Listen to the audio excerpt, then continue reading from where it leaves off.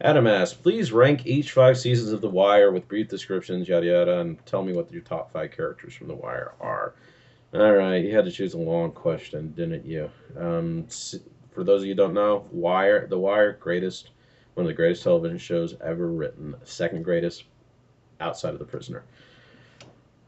Seasons, number 5, season 2. It didn't have the kick of all the other seasons. I liked it, but ultimately the dock workers and the smugglers weren't as interesting characters. I didn't get into them as much. Number 4, I love the school. Season 4 is my number 4. The school system bits were cool, but they had to compete with the rest and 3, 5, and 1, and there was no competition there. I like season 3. It had Amsterdam in it. It was the first TV show I saw seriously challenge the official party line on drugs from the government and what it would look. It actually tried and showed what it looked like if drugs were legalized in the United States. Really, really great there.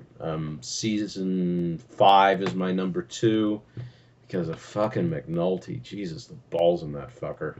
Also, the depictions of the reporters in the Baltimore Sun were great and really showed how the bias leaks into the news reporting, the kind of upper class sort of bias. Number 1 is season 1. It was the best, and as far as first season for TV shows, God, it just came out of the corner fighting. It never stopped, and it introduced all my favorite characters. Speaking of characters, look, it's hard to rate top 5 characters for The Wire. It was just a cornucopia of characters. Every single character was great, and a few I could take or leave, but at least all of them were fully realized. If I have to rate 5, I'd say number 5 is McNulty. You gotta love him, the great Irish American, but he doesn't change enough. He's not.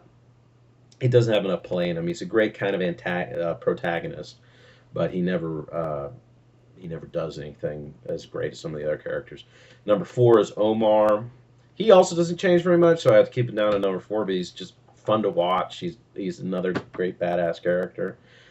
Number 3 is Bubbles. He's a great character. The acting is great on him. He's also one of the ones who changed the most. He puts a human face on a section of the American population that we don't consider very much, so he's great in that regard. Number 2, Stringer Bell. He is a sane man in an insane world, and he really shows the struggle of someone who's trying to do something rationally in a situation full of violence and emotion. And he did not go down like a bitch. He was great. Number 1, top of the list is Bodie.